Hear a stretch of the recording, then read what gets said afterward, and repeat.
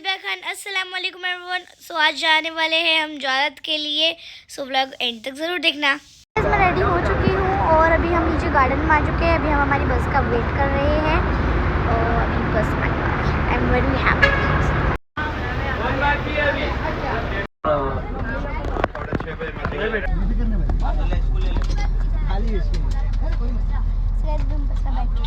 अल्लाह ताला मजीद देगा और ज़्यादा देगा।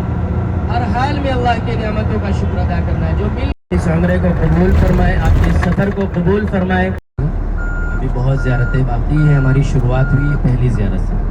हमारी पहली ज़ियारत आ चुके हैं। अभी हम जा रहे हैं नीचे, वहाँ पर जाना है हमें।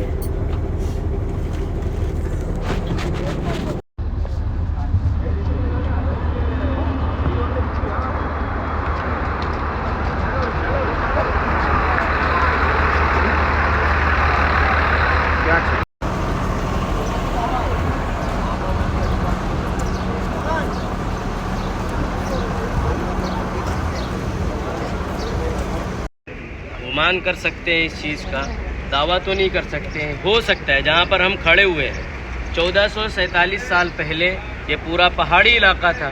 हो सकता है अल्लाह के नबी सल्लल्लाहु अलैहि वसल्लम का गुज़र इधर से हुआ हो, क्योंकि वो जो सामने पहाड़ नज़र आ रहा है, पहाड़ की ऊंचाई तकरीबन 5,500 या 5,000 फीट।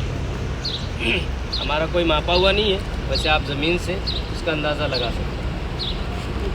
सबसे ऊपर वाला, ये नहीं सामने वाला नहीं, एकदम सबसे ऊपर जो पहाड़ है, टॉप पर जो पत्थर रखा हुआ है। अल्लाह के नबी सल्लल्लाहु ताला अलैहि वसल्लम को जब हिजरत का हुक्म मिल गया तो आप सल्लल्लाहु अलैहि वसल्लम ठीक दोपहर के वक्त हज़रत अबू बकर सिद्दीक़ रज़ी अल्लाह ताला अन्हु के मकान पर तशरीफ़ ले जाते हैं। कभी आप उस वक्त तशरीफ़ नहीं ले जाते थे और उस वक्त जो मीटिंग की जाती थी, छुप छुप कर मीटिंग की जाती थी। दोपहर का वक्त है, सख्त गर्मी है, धूप है। हज़रत अबू बकर सिद्दीक़ रज़ी अल्लाह अन्हु के मकान पर पहुँचते हैं, दरवाज़े पर आवाज़ देते हैं, सलाम करके अंदर दाखिल होते हैं। अव्वल तो आप सल्लल्लाहु अलैहि वसल्लम ने हज़रत अबू बकर सिद्दीक़ रज़ी अल्लाह अन्हु से पूछा कि घर में कोई गैर आदमी तो नहीं है? आप तक आवाज़ पहुँच रही है? घर में कोई गैर आदमी तो नहीं है? हज़रत अबू बकर सिद्दीक़ रज़ी अल्लाह अन्हु ने फरमाया, अल्लाह के महबूब सल्लल्लाहु ताला अलैहि वसल्लम, मेरे माँ बाप आप पर कुर्बान, आपके अहले खाना के लोग हैं, आपके घर के लोग हैं, बाहर का कोई नहीं है। हज़रत आयशा रज़ी अल्लाह अन्हा थी और हज़रत अस्मा रज़ी अल्लाह अन्हा के सिवा घर में कोई। तो अल्लाह के महबूब सल्लल्लाहु ताला अलैहि वसल्लम ने फरमाया कि मक्के से मदीने की तरफ जाने का हुक्म मिल गया। हज़रत अबू बकर सिद्दीक़ रज़ी अल्लाह अन्हु ने पूछा, ए अल्लाह के महबूब सल्लल्लाहु अलैहि वसल्लम, आपका रफ़ीक़े सफ़र कौन होगा?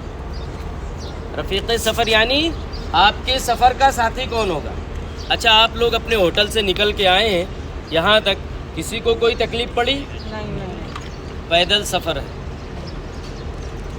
और यहाँ पर भी इंशाल्लाह भी मैं आपको वाक़े के अंदर, वैसे वाक़या तो इतना बड़ा है कि आपको 2-4 बार अगर मक्के की ज़ियारत करा भी जावे तो वाक़या ख़त्म नहीं होता। तो इंशाल्लाह जो पॉइंट की चीज़ें हैं, ताकि आपके समझ में भी आ जावे कि यहाँ पर क्या वाक़या पेश आया और कितनी तकलीफ़ अल्लाह के महबूब सल्लल्लाहु अलैहि वसल्लम ने अपनी उम्मत के लिए उठाई। राइट साइड पे उम्मुल कुरा यूनिवर्सिटी है, जहाँ तक आपकी नज़र जा रही है। अभी हम आए हैं मस्जिद और मस्जिद में मैं पढ़ने वाली दूर का नमाज में नमाज़ पढ़ ली है और अभी हम जा रहे हैं फिर से बस पे। और यहाँ पर बहुत सारे कबूतर हैं। अभी हमारे जो कबूतर के नाने हैं ना, वो अंदर रह गए हैं बस में, क्योंकि हमें 10 मिनट में निकलना था, इसलिए नमाज़ पढ़ के।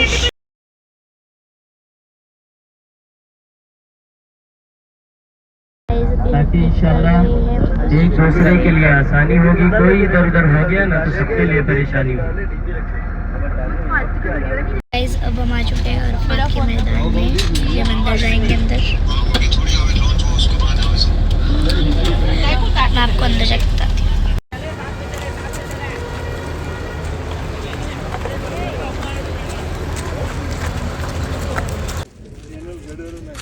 गाइस, भी हम अरफात के मैदान में एंटर हो चुके हैं और यहाँ पर भी हम ज़ियारत करने आए हैं।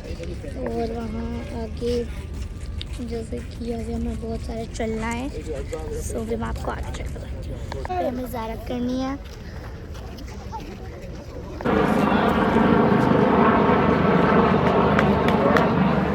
जब खता हो गई थी, जब गलती हुई थी, लफ्ज़िश हुई थी, तो आपने दुआ मांगी थी कि हे अल्लाह यहाँ का सिस्टम है वो यहाँ की गवर्नमेंट के अंदर। तो पैदल जाने वालों के लिए गवर्नमेंट ने 4 रास्ते बनाए। अच्छा, सबसे पहले हम अपने आप से अहद कर लें और तौबा कर लें कि हम झूठ बोलना छोड़ देंगे और वादा खिलाफी करना छोड़ देंगे। झूठ बहुत बुरी चीज है, बहुत गलत, कि बात बात में हम झूठ बोलते हैं, बात बात में कस्में उठाते हैं। सबको तारीख मालूम है, 17 रमजान था, रमजानुल मुबारक का महीना है, मुशरिकीन का लश्कर 1000 का है। किसी के कपड़े सही थे, किसी के नहीं थे, किसी के जूते सही थे, किसी के नहीं थे, किसी के हाथ में पूरी तलवार थी, किसी के हाथ में पूरी तलवार नहीं थी। लेकिन अल्लाह ने मदद फरमाई। मजबूत 3 गुंबद नजर आए, दिखाई दिए ना। और इस साइड में पीला मीनार है, यहाँ से पीला मीनार और ये वाला पीला मीनार ऐसे मस्जिद के रास में। तो ये आगे के 3 मीनार और 3 गुंबद मैदान अरफात के बाहर वादी उरना के अंदर है। यहाँ पर कोई हाजी अगर बैठता है तो उसका हज नहीं होता है, हुदूद के बाहर बैठ रहे ना। जुबैदा खातून वैसे भी खलीफा हारून रशीद की बीवी हैं और मलका थी। वहां से जो लोग हज उम्रा करने के लिए आते थे, आप इराक के गवर्नर थे, वहां से जो लोग हज उम्रा करने के लिए आते थे बहुत ताउन करती थी आप, बहुत हदिया वगैरह उनको गिफ्ट वगैरह दिया करती थी। इसका भी एक वाकया है। तो जब हज पर आई तो उन्होंने देखा कि पानी की कमी की वजह से बहुत सारे हाजियों का इंतकाल हो गया। परेशान हो गई, तड़प गई, यहाँ से वापस इराक जाती और बड़े बड़े इंजीनियर को बुलवाती। नहर बनाने का जो प्रोग्राम था, उनका जो मंसूबा था, जो प्रोजेक्ट था, वो उनके सामने रखती। तो इंजीनियर कहते हैं कि इसको बनाने के लिए बहुत ज्यादा पैसा लगेगा, बहुत खर्चा लगेगा। तो कुर्बान जाऊं जुबैदा खातून के अल्फाज पर, उन्होंने कहा कि अगर इसको बनाने के लिए एक ईंट के बदले 1 दीनार भी खर्चा करना पड़े तो मैं खर्चा करूंगी इसको बनाने के लिए। लोग बताते हैं कि 70 लाख दीनार उन्होंने खर्चा किए थे, जिसका नतीजा आपके राइट साइड में सीधे हाथ पर पहाड़ से मिली हुई एक दीवार नजर आ रही है। इस दीवार के ऊपर भी एक दीवार है, दिखाई दी आपको। 1250 साल पुरानी नहर है ये नहर इराक से ताइफ और ताइफ से मक्कतुल मुकर्रमा में कई जगह इसका पानी सप्लाई किया गया।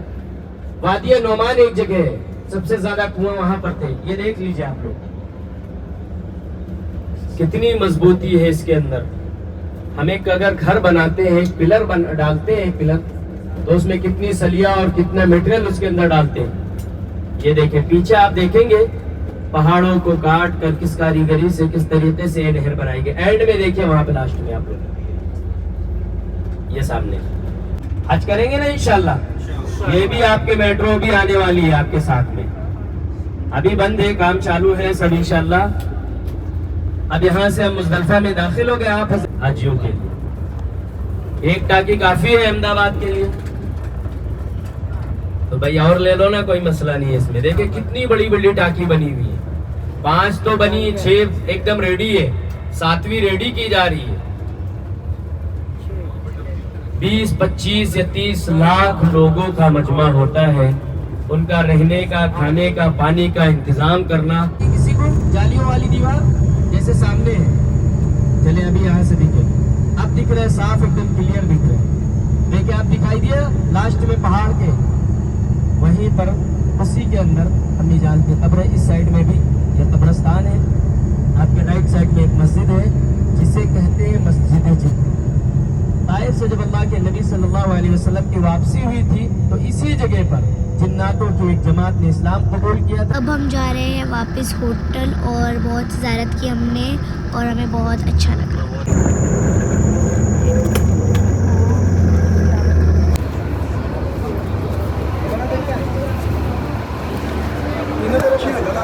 ज़ीरो से वही 01